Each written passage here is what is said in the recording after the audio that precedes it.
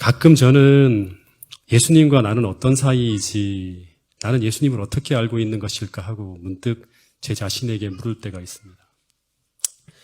그러다 문득 이런 생각이 들기도 합니다. 갑자기 예수님이 옛날 오래전에 생각했던 건데 이렇게 서재문을 탁 열고 들어오시면서 재훈아 하고 부르시면 나는 어떤 모습으로 그분을 맞이할까 하는 생각을 가끔씩 하게 됩니다. 그때 이 예수님을 내가 굉장히 낯설게 대할까? 아니면 정말 오래오래 내가 알고 지내왔던 내 아버지처럼 정말 친숙하고 친밀하게 대하게 될까? 내가 날마다 성경을 보지만 그 예수님을 정말 실제로 대할 때 그 예수님이 정말 실제적으로 내게 친밀하게 다가올까 하는 생각이 들었습니다. 오래전에 제가 이런 예화를 한번 드린 적이 있는데요. 한 15년 전쯤이었어요. 제가 청년 지도자급 수련회차 이제 학교 다닐 때 2박 3일 동안 제천 오목에 있는 별새꽃돌 자연탐사관에 들어간 적이 있습니다. 근데 제가 결혼 후 그때까지 거의 아이들과 떠나서 지내본 적이 없어요. 태어난 이후부터. 근데 어쩔 수가 없이 학교에서 하는 일정이기 때문에 안 하면 졸업이 안 되기 때문에 2박 3일 동안 아이들과 떨어져 지냈는데 제가 노목에 들어가서 있는 그 저녁부터 돌아오는 날까지 우리 아이들로부터 수없이 전화가 걸려오는 거예요. 아빠 언제 오냐고, 이제 몇 반 남았냐고 수도 없이 전화를 받고 막 지내다가 드디어 2박 3일이 딱 지나가고 일요일 돌아가는 날 제가 삼육대학에 도착해서 이제 집에 몇 시까지 간다고 통보를 했습니다. 그리고 차를 몰고 집에 도착해서 이제 아파트 9층으로 막 뛰어 올라가서 초인종을 띵동하고 누르는데 갑자기 집안에서 와 아빠다 하더니 막 거의 거실에서 난리가 나는 소리가 들리는 거예요. 그리고 제가 딱 문을 열고 들어가는 순간 이 아이들 둘이 막 거실에서 뱅뱅뱅뱅 돌다가 막 춤을 추면서 뛰다가 저를 보는 순간 먼저 성주가 달려 뛰어 들어오는데 저를 보는 순간 그냥 부웅 나는 거예요. 날아서 몸을 집어 던지는 거예요. 정신없이 큰 놈을 딱 받아 안았는데 그 뒤 둘째 아이도 우리 다인이도 그 틈새 사이로 머리를 막 비집고 들어와서 저한테 안기는 겁니다. 그러면서 연신 아빠 보고 싶었다고 우리가 얼마나 힘들었는지 아냐고 이제 2번 다시는 아빠와 안 떨어질 거야 하면서 얼마나 얼굴을 비비고 또 비비는지 제가 그 두 아이들을 품에 꼭 껴안고 한참 동안 떨어지지 못하고 있었던 기억이 납니다. 전 이 장면을 생각하면서 전 주님이 오시는 재림의 순간을 생각했어요. 예수님이 재림하시는 그날 정말 우리 꼬맹이들처럼 내가 그렇게 주님을 맞이할 수 있을까 하는 거예요. 정말 예수님 보고 싶었어요. 우리가 얼마나 힘들었는지 아세요. 이제 2번 다시 주님과 떨어지지 않을 거예요 하면서 그렇게 주님의 품에 안겨서 친밀하게 그분을 맞이할 수 있을까 하는 것입니다. 그런데 하나님이 그런 생각을 하면서 이렇게 계속 지내는데 제게 이런 생각을 주셨습니다. 그 생각은 마치 하나님께서 제게 이런 말씀을 하시는 것 같았어요. 그러면 너는 그렇게 실제적이면서도 친밀하게 지금 나를 의지하며 살아가고 있는가 하는 거예요.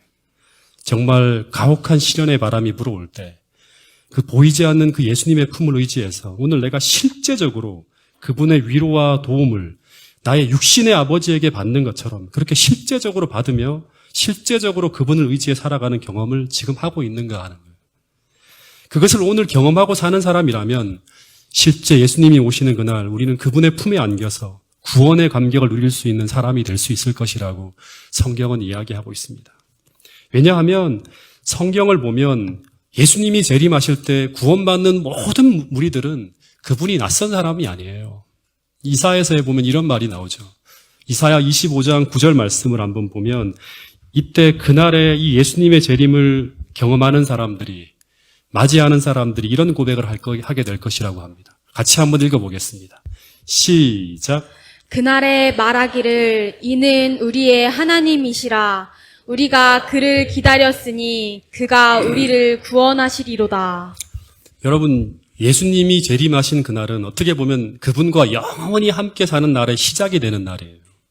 그래서 우리는 그분과 영원히 함께 사는 사람이 되기 위해서 우리는 첫 번째 그분이 전혀 낯설지 않은 사람이 되어야 돼요. 그리고 그분과 친밀히 교제하는 사람이 되어야 돼요. 이 말은 다시 말하면 정말로 그분을 진심으로 사랑하는 사람이 되는 것. 이것이 어떻게 보면 재림 준비의 가장 중요한 한 부분이라고 하는 거예요.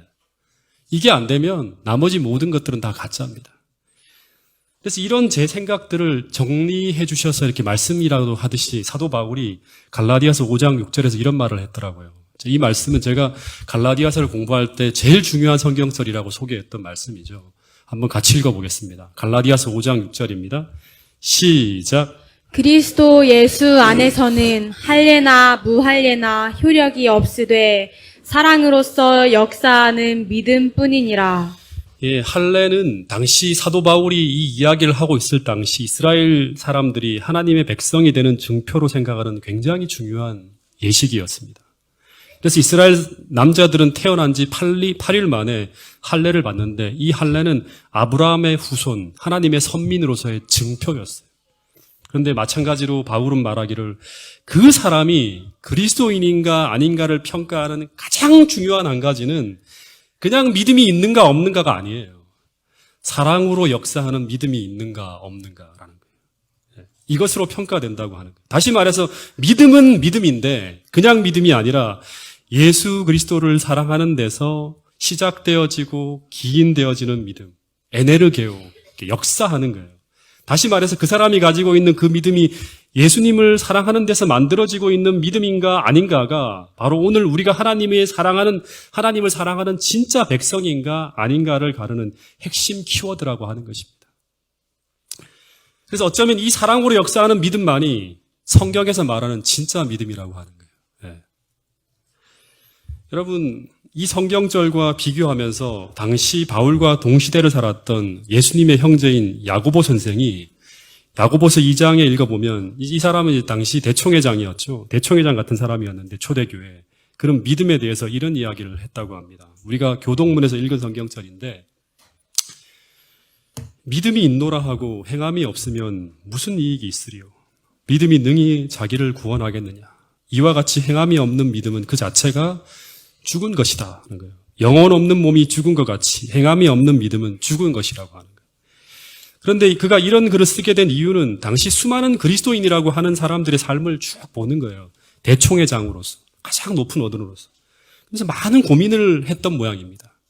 왜냐하면 당시 교인들이 믿음을 고백하며 교회를 다니고 있는데 그래서 믿음이 있다고 말은 하는데 그런데 그 사람들의 행동하는 모습은 그들이 고백하는 말과 일치하지 않는 삶을 살아가고 있는 것입니다.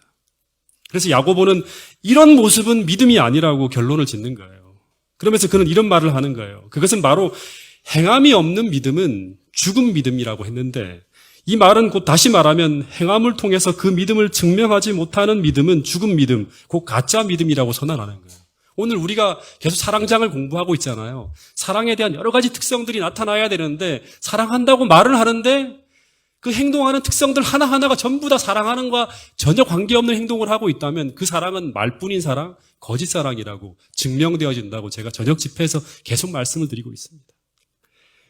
여러분, 그래서 성경에도 똑같이 진짜 믿음도 있고 가짜 믿음도 있다고 합니다. 이 가짜 믿음은 죽은 믿음이라고 하는 거예요. 우리가 실제 믿음처럼 생각하고 붙들고 살아가는데 실제로 이것은 아무 효력이 없고 아무 쓸데없는 죽은 믿음이라고 하는 거예요. 그런데 이 가짜 믿음, 이 죽은 믿음은 어떤 믿음인가?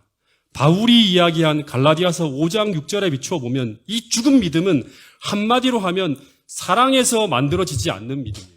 그리스도를 사랑하는 데서 만들어지지 않는 믿음이에요. 이것을 다시 또 다른 말로 지적을 하면 지식적인 믿음이라고 할 수 있죠. 야고보가 얘기하는 지식적인 믿음이에요. 마귀도 하나님의 존재하심을 지식적으로 알고 그리고 그분이 어떤 일을 행하였는지 얼마나 인류를 사랑하는지 지식적으로는 다 알고 있지만 그러나 이 지적인 믿음이 마귀를 변화시키고 마귀로 구원을 이루게 하는 믿음을 갖게 하나 그렇지 않다고 하는 것입니다. 그래서 그리스도를 사랑하는 데서 시작하지 않고 지식에서만 만들어진 이 믿음은 죽은 믿음이에요. 그런데 문제는 이 죽은 믿음이 온 세상과 온 교회를 뒤덮는 시대가 다가올 것이라고 성경은 이야기하고 있다고 하는 것입니다. 그래서 예수님은 계시록 3장의 7교회 중 마지막 교회인 이 라오디게아의 교회에 보내는 기별을 통해서 이 역사의 마지막에 수많은 사람들이 하나님을 믿노라고 공언하며 교회를 다니고 있을 것이라고 합니다. 그리고 그들은 하나같이 어떤 이야기를 하는가 하면 자신들은 믿음이 부요하다고 그렇게 스스로 믿고 살아가고 있다고 합니다. 그리고 그들은 하나님을 잘 알고 있다고 하고 하나님의 사랑을 많이 알고 있다고 이야기합니다. 그런데 이 부요함은 어쩌면 성경 지식을 많이 가지고 있다고 자부하는 데서 나타나는 지적인 부요함이 아닌지 모르겠습니다. 왜냐하면 이 교회 성도들은 야고보서 2장에서 말하는 야고보의 진술처럼 믿음이 있다고는 하는데, 그런데 그들은 하나같이 하나님에 대한 사랑은 극히 부족한, 어떻게 보면 극히 결여되어져 있는 모습을 보이기 때문입니다. 예수님이 이 교회 성도들을 신앙하는 상태를 쭉 이렇게 미래에서 보시면서 몇 마디를 표현해 주셨는데, 그 첫 번째는 뭔가 하면 그들은 아는 것은 많으나 실제 신앙의 모습은 첫 번째 뜨뜻미지근하다고 합니다. 그리고 두 번째는 눈멀고 벌거벗은 모습으로 살고 있다. 악이 계속 창궐하는데 용서함을 받지 못하고 있고, 악이 정리되지 못하고 있는, 악에 끌려다니는 그러한 모습으로 살아가고 있는 모습이죠. 벌거벗은 모습은 예수님의 의의 두루마기를 입지 못하고 있는 거예요. 그리고 또 하나는 하늘의 부요함을 전혀 경험하지 못하고 살아가는 거예요. 하늘의 모든 무한한 능력이 있는데 전혀 그것을 경험하지 못하고 이 땅에서 공고하고 가난한 형편으로 살아가고 있다고 이야기하고 있는 것입니다. 이 표현들은 한마디로 말해서 그들의 삶에는 아무런 변화도 일어나지 못하고 있는 상태라고 하는 거예요. 다시 말해서 신앙적 전진이 일어나지 않고 있고, 품성의 성숙이 일어나지 않고 있고, 성경의 약속들은 모두 무용지물이 되어서 하늘의 부요함이 전혀 이들의 신앙과 상관없이 완전히 하늘과 괴리된 채 인본주의적으로만 살아가고 있는 거예요. 인간의 도움만을 가지고 살아가고 있는 것입니다. 그런 성도들로 가득 찬 교회, 그 교회가 바로 역사의 마지막을 장식하고 있는 라오디게아 교회라고 성경은 이야기하고 있습니다. 여러분, 이 라오디게아 교회는 어떤 신앙의 꽃도 피울 수 없는 죽은 믿음, 죽은 신앙을 가진 자들로 가득 채워진 그런 교회입니다. 악이 창궐하고 있는데도 저항하거나 항거하지 못하고 온통 이기심과 탐욕이 정복해버린 교회, 그 교회가 바로 오늘 이 세상을 뒤덮고 있는 교회의 모습이라고 하고 있습니다. 여러분, 그런데 마지막 시대 우리에게 필요한 믿음은 또다시 이야기하지만 그냥 믿음이 아니라 산 믿음이라고 합니다. 이 산 믿음을 저는 한마디로 말하면 우리로 말씀 앞에 순종하게 하는 믿음, 기쁘게 순종하게 하는 믿음이에요. 약속을 믿고 신앙의 모험 속으로 들어가게 하는 믿음, 어떤 절망적인 순간에도 하늘의 강력한 능력으로 우리를 버텨낼 수 있게 하는 믿음이에요. 그리고 이 세상과 싸워 이기고 또 이기게 하여서 마침내 신앙적 전진과 성숙을 이루어내게 하는 믿음, 그 믿음이 바로 하나님께서 오늘 우리에게 소유하라고 말씀하시는 믿음이라고 합니다. 그 믿음을 가지고 우리는 역사의 마지막을 걸어가야 한다고 주님은 말씀하고 있습니다. 여러분, 그래서 당시 초대교회 지도자인 야고보가 초대교회 모든 성도들에게 들려주는 믿음에 대한 이야기의 핵심은 너가 가진 믿음이 오늘 너의 현실 앞에서도 통하는 산 믿음인지 아니면 현장에서 전혀 작동되지 못하는 죽음의 믿음인지 점검해 보라고 하는 것입니다. 마찬가지로 요한도 지금 라오디게아 교회 성도들에게 경고하기를, 너희들의 형편은 지금 마지막 시대에 아무런 효과도 낼 수 없는 가짜 믿음, 죽은 믿음을 가지고 있다고 하는 거예요. 그래서 그들은 지금 어떤 살아있는 변화도 일어나지 않고 있는데도 불구하고 그들은 모두 이런 지적인 지식만을 가지고도 마치 미래의 모든 어려움을 이길 수 있는 진짜 신앙을 소유하고 있는 양 착각하고 살아가고 있다고 하는 것입니다. 여러분, 노아 홍수 직전에 수많은 믿음을 가진 그리스도인들이 있었어요. 자신들은 믿음을 가지고 있다고 노래를 부르며 살아가고 있었어요. 이 부조화 선지자에 보면 많은 그리스도인들이 당시에 있었다고 합니다. 그런데 막상 그들이 가진 모든 것을 내려놓고 방주로 들어가야 할 순간 그들은 방주로 들어갈 수가 없었어요. 그들의 믿음은 죽은 믿음이었기 때문에 그렇습니다. 마찬가지로 소돔과 고모라가 멸망하기 직전 롯과 그의 가족들은 모두 아브라함의 신앙을 전수받았고 그들은 모두 아브라함이 믿는 그 하나님을 자신도 믿고 있다고 착각하고 살아가고 있었어요. 왜냐하면 그들은 모두 아브라함이 소유한 지식을 가지고 있었기 때문입니다. 그들과 계속 같이 살아왔잖아요. 그러나 세상의 종말이 다가왔을 때 그들은 그들이 가진 모든 것을 그곳에 두고 신속하게 그곳을 탈출하라는 명령이 떨어졌을 때 그들은 가진 것을 바라보면서 절대 주저하고 지체합니다. 따라가지 못하고 있는 거예요. 그의 처와 사위들은 그 명령 앞에 순종할 수 없었어요. 하나님을 믿고 있지만. 왜 그랬을까요? 그들은 모두 실제 현장에서는 사용할 수 없는 죽은 믿음을 소유하고 있었기 때문이라고 합니다. 여러분, 그러나 동일한 종말의 시대를 살아갔던 노아는 달랐습니다. 그리고 에녹도 달랐어요. 무엇이 달랐는가 하면 성경은 여러 가지 단어와 이야기를 통해서 이들에게는 무엇이 있었다고 저한테 말씀해 주고 있는가 하면 사랑으로 역사하는 믿음이 있었다고 이야기하고 있습니다.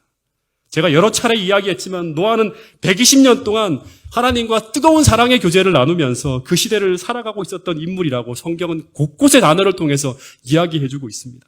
그 이야기가 바로 창세기 6장 8절에 그는 당시에 강포와 폐괴로 가득 차가는 이 멸망하는 세상을 보면서도 무엇을 보고 살았다? 그 하나님의 눈 속에서 이 세상을 향해 흘리시는 하나님의 사랑의 눈물을 보았다는 그 짧은 문구를 통해서 그는 사랑으로 역사하는 믿음을 가지고 있었다고 성경은 우리에게 이야기하고 있는 것입니다. 여러분, 다시 말해서 그는 하나님을 사랑하는 가운데서 사랑으로 역사하는 믿음이 있었고 그것이 노아로 하여금 여호와의 은혜를 입게 하였다고 이야기하고 있습니다. 그리고 그 사랑으로 역사하는 믿음이 당시 모든 사람들이 죽은 믿음을 가지고 살아가던 그 무수히 많은 그리스도인들이 세상의 죄악적 환경 속에 무너지고 있을 때 그는 그 분위기와 다르게 전혀 다른 모습으로 살아가고 있었죠. 여러분, 창세기 6장 1절에 보면 하나님의 아들들이, 하나님의 백성들이 어떻게 되어지고 있었습니까? 사람의 딸들의 아름다움을 보고 다 그 세상의 죄악적 환경 속에 무너지고 있을 때 그 시대의 흐름과 분위기에 역행하면서 그는 하나님과 동행하며 당대의 완전한 자로, 더욱 의로운 자로 순종에 순종을 더하며 전혀 다른 모습으로 살아가고 있었다고 성경은 이야기하고 있습니다. 그런데 그가 그토록 세상과 다르게 살아갈 수 있었던 이유는 오직 하나, 그가 가진 믿음이 하나님을 뜨겁게 사랑하는 가운데서 역사하는 믿음. 다시 말해서 죽은 믿음이 아니라 사랑으로 역사하는 산 믿음을 소유하고 있었기 때문이라고 성경은 이야기하고 있습니다. 여러분, 오늘 우리 모두가 예수님을 사랑하는 데서 거기서 기인되어진 믿음이 있는지 없는지 스스로를 점검해 볼 수 있는 이 시간이 될 수 있기를 간절히 바라겠습니다. 또 한 사람, 히브리서 11장 5절에 보면 역사의 마지막 순간에 세상의 보편적 분위기는 다 하나님을 떠나가고 있는 세상이었어요. 그런 세상의 환경을 이긴 또 한 사람의 믿음의 영웅이 소개되고 있는데 그 사람을 성경은 이렇게 소개하고 있습니다. 이 말씀은 같이 한번 읽어보겠습니다. 자, 시작. 믿음으로 에녹은 죽음을 보지 않고 옮기었으니 하나님이 저를 옮기심으로 다시 보이지 아니하니라. 저는 옮기우기 전에 하나님을 기쁘시게 하는 자라 하는 증거를 받았느니라. 네, 성경을 보면 이 에녹도 사단이 정복한 이 부패한 세상을 이기는 믿음을 가지고 마지막 시대를 견뎌냈다고 합니다. 하나님과 동행했다고 성경은 기록하고 있습니다. 그런데 그가 이 세상을 이긴 이유를 사도 바울은 두 가지를 이야기하고 있습니다. 하나는 에녹은 믿음을 소유하고 있었다고 이야기하고 있죠. 그래서 믿음으로라고 이야기가 시작되는 거예요. 믿음으로 하나님과 동행했다.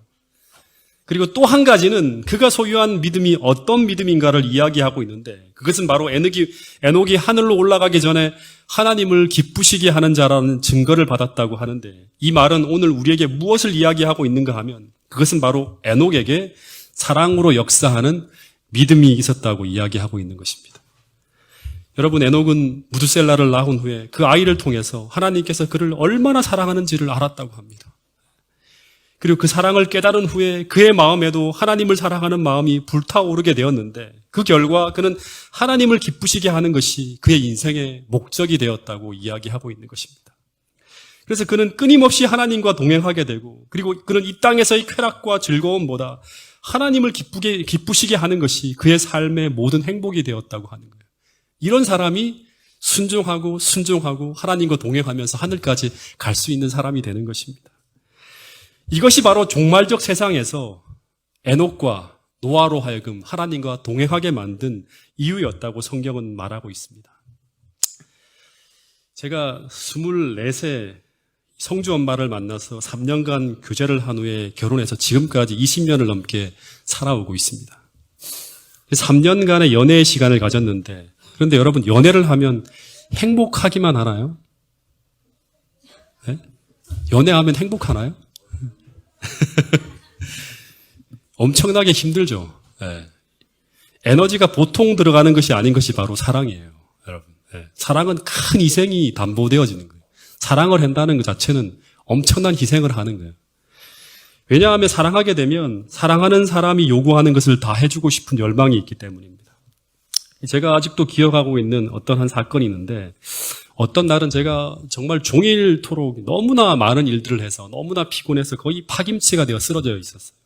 근데 저 사람에게 전화가 걸려왔어요. 뭐라고 하는가 하면 감기가 걸렸다고 하는 거예요. 그래서 아프다고 하는 거예요.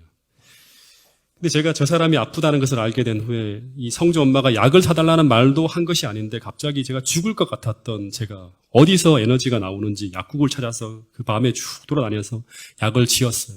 그리고 왕복 1시간이 넘는 그 먼 길을 버스를 타고 가서 약을 갖다 주었던 기억이 있습니다. 다시 말해 사랑은 그 사람이 말하지 않아도 시키지 않아도 요구하지 않아도 자원하여서 상대의 행복을 위해 자기를 자발적으로 희생하게 하는 거예요. 이것이 바로 예수 그리스도를 사랑하는 가운데서 만들어진 믿음의 한 특성이에요. 하나님께서 말씀하시는 그 이상을 하는 거예요. 다시 말하면 우상을 숭배하지 말라는 이 단어 속에 담겨있는 하나님의 의도를 미리 감지해서 그 이상의 것을 하는 거예요.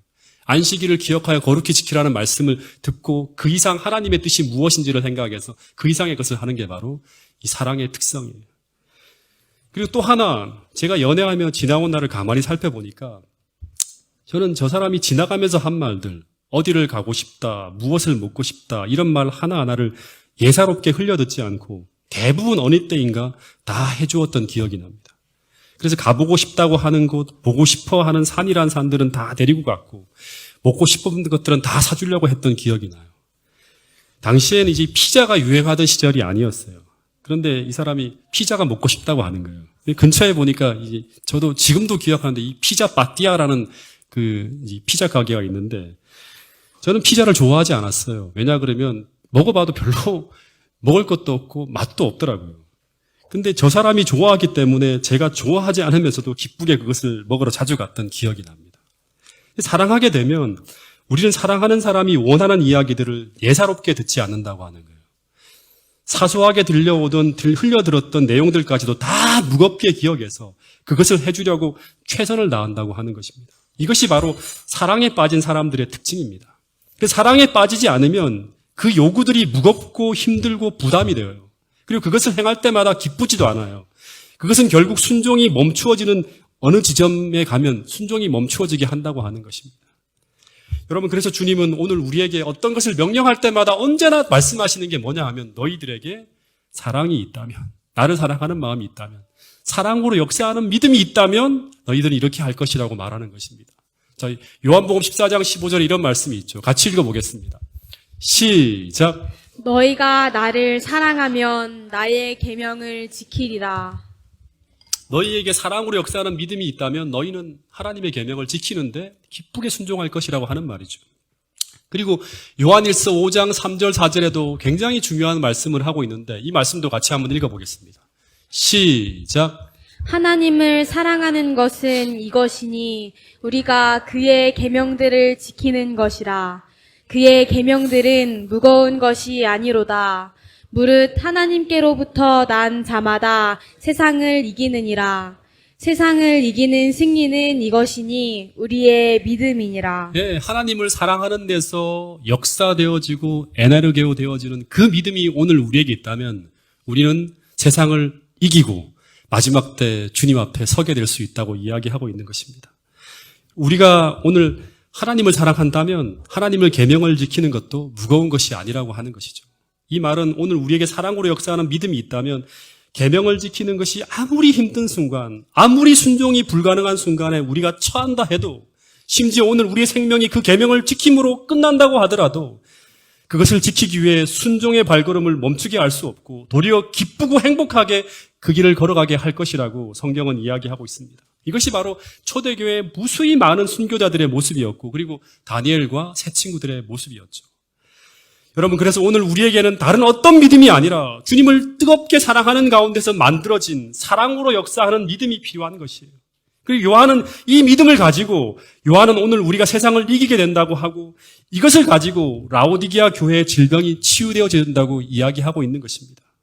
여러분, 그래서 이 요한은 라오디게아 교회 성도들에게 그 영적 무기력함을 치료하기 위해서 무엇을 사라고 하죠? 불로 연단한 금을 사라고 하고 있습니다. 여러분, 이 불로 연단한 금을 우리는 어디서 살 수 있는가 하면 답은 불로 연단한 금이란 이 단어 자체에 포함되어져 있는 문구를 보면 고난을 통해 살 수 있다고 하는 것입니다. 이 불로 연단한 금이란 어떤 말이죠? 뜨거운 불 속에서 연단되어지고 정연되어지는 과정을 통해서 불순물이 쫙쫙 빠져나가는 거예요. 그러면서 만들어지는 순금신앙. 이것이 바로 라오디게아 교회가 마지막 야곱의 환란을 맞서기에 앞서서 그 교회에 필요되어지는 믿음이라고 하는 거예요. 일요일 휴업령과 야곱의 환란에 직면한 그 교회가 진짜 흩어지지 않고 무너지지 않기 위해서 필요되어지는 가장 중요한 한 가지는 바로 뭔가 하면 뜨거운 불에서 연단되어지고 정연되어지는 과정을 통해서 불순물이 다 빠져나간 후 만들어진 이 순금신앙을 소유해야지만 바로 그 모든 고난을 이길 수 있다고 하는 거예요.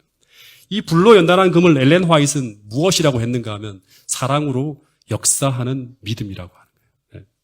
다시 말해서 불로 연단한 금은 시련을 통해서 큰 환난과 고난을 통과해 나가면서 연단되어지고 단련되어지고 만들어지는 사랑의 믿음을 말하는 것입니다. 여러분, 제가 이 말씀을 보면서 계시록 7장에 보면 14만 4천을 쭉 우리가 얘기하는 이야기들이 나오잖아요. 마지막 시대의 성도들인 14만 4천인이 어떻게 만들어지는가 하면 그 계시록 7장의 그 뒤에 끝에 보면 딱 하나의 단어가 중요한 단어가 나와요. 이들은 어디에서 나오는 사람들이다?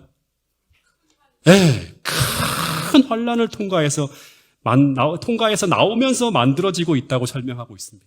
큰 환란을 통과해서. 다시 말해 이 말은 그들은 큰 환란을 통과하면서 그들은 비로소 라오디게아 교회의 질병인 이 죽은 믿음을 산 믿음으로 변화시키는 불로 연단한 금을 사서 얻게 되었다고 말하고 있는 것입니다. 여러분, 그래서 이 불로 연단한 금은 고난이라는 대가를 지불해야지만 얻게 되는 신앙이에요. 고난이라는 대가를 지불해야지. 여러분, 교회 증언 6권 332페이지엔 이런 말씀이 있어요. 우리는 흔들림의 시대, 곧 흔들릴 수 있는 것은 모두 다 흔들리게 될 시대에 살고 있다. 주께서는 진리를 아는 자들일지라도 결국 그 믿음이 시련을 당할 때 행함으로 증명되어지지 못하면 우리의 믿음이 파산할 수밖에 없는 그런 시대에 우리가 직면하게 된다고 하는 것입니다. 그래서 필요한 게 무엇인가 하면 주님을 뜨겁게 사랑해야 되는 거예요. 다시 말하면 무화과 나무에 모든 열매가 없을지라도 감람나무에 소출이 없고 우리의 모든 양들이 다 사라지는 그 순간이라 할지라도 오직 주님 한 분만 제게 계시면 제가 그것으로 만족하고 이 시련을 견뎌낼 수 있습니다라고 고백할 수 있는 하박국과 같은 그런 신앙이 바로 불로 연단한 금을 소유한 사람들이 가지고 있는 신앙이라고 하는 것입니다. 여러분, 고린도전서 13장을 보면 오늘 우리가 하나님을 사랑한다면, 더 정확하게 말하면 그리스도를 사랑함으로 역사하는 믿음이 있다면 우리는 참을 수 없는 상황에서도 참을 수 있고 모든 것을 믿고 모든 것을 바라며 모든 것을 주님으로 인해 견딜 수 있을 것이라고 합니다. 왜냐하면 사랑이 그 모든 것을 가능하게 하기 때문이라고 합니다. 여러분, 그래서 오늘 우리가 이 모든 예수님을 사랑하는 사람들의 삶을 통해 나타나야 할 모든 특성들이 나타나지 않으면서도 오늘 내가 주님을 사랑한다고 말하는 것은 사랑으로 역사하는 믿음이 아닌 단순히 지성적인 믿음, 지적인 믿음에 불과한 믿음을 오늘 우리가 소유하고 있는 것입니다. 그래서 반드시 알아야 할 것은 이 라오디게아 교인들 모두가 하늘 가는 것이 아니라 불로 연단한 금을 소유한 자만이 계시록 14장 12절에서 예수의 믿음을 소유해서 셋째 천사의 큰 외침을 전하는 무리에 동참할 수 있다고 하는 것입니다. 여러분, 그래서 우리는 이 식어버린 우리의 믿음을 다시금 불붙이기 위해서 깨어나야 할 시대에 살아가고 있다는 사실을 잊지 않게 되기를 간절히 바랍니다. 다시 말해서 지금 고난을 극복할 믿음, 불굴의 의지로 주님 앞에 마지막 순종을 드릴 수 있는 믿음이 우리 속에 사랑으로서, 주님에 대한 사랑으로서 불타올라야 될 때 우리가 살아가고 있다고 하는 것입니다. 여러분, 이러한 이야기들을 생각하면서 제가 계시록 3장 21절에서 예수님이 이 라오디게아 교회를 향해서 문을 두드리는 장면을 제가 다시금 생각했습니다. 예수님이 이 라오디게아 교회의 모든 성도들이 다 졸면서 죽어가고 있는, 죽은 믿음을 가지고 그냥 살아가고 있는 이 교회를 깨우기 위해서 이 문을 두드리고 있는 장면이 마지막에 나오는데, 제가 예전에 말씀드렸지만 이것은 그냥 노크하고 있는 것이 아닌 온몸으로 문을 두드리고 있는 모습이라고 말씀을 드렸습니다. 왜냐하면 지금 이 라오디게아 교회는 깨어나지 않으면 모두 멸망할 수밖에 없는 상황에 처해 있습니다. 그래서 예수님은 마치 방 안에서 죽어가는 자식을 깨우기 위해서 마치 온몸으로 아들아 문 열어라, 문 열어라 하면서 온몸이 부서져라 문을 치는 모습으로 나타나고 있는 것이에요. 그래서 이것은 마치 녹화하는 모습이 아니라 어느 북한학자는 파운딩이라고 표현했다고 합니다. 다시 말하면 온 몸으로 이렇게 문을 치는 거예요. 이렇게 문을 열으라. 여러분, 마치 연탄가스에 이렇게 스며들어 오는데 자식이 거기서 자고 있는 거예요. 지금 죽은 믿음을 가지고 자고 있는 거예요. 그 현실을 직면하면서 깨워서 준비해야 되는데, 일어나 나와야 되는데 그러지 못하고 있는 거예요. 그런데 아버지가 그냥 문 열어라 하고 있겠습니까? 그 자식을 살리기 위해서 모든 노력을 다 하고 있는 거예요. 근데 이 비슷한 모습이 그려진 또 하나의 성경절이 바로 호세아 11장 8절입니다. 북방 이스라엘이 지금 멸망 직전에 처해 있는 상황이 죽음이 멸망이 다가오고 있어요. 똑같이 라오디게아 교회 3장의 모습과 똑같아요. 그런데 이 호세아 11장 8절 전에 7절, 6절 이 내용에 보면 그들은 죄에서 구출받기 위해서 몸부림치거나 투쟁하는 모습이 전혀 보이지 않아요.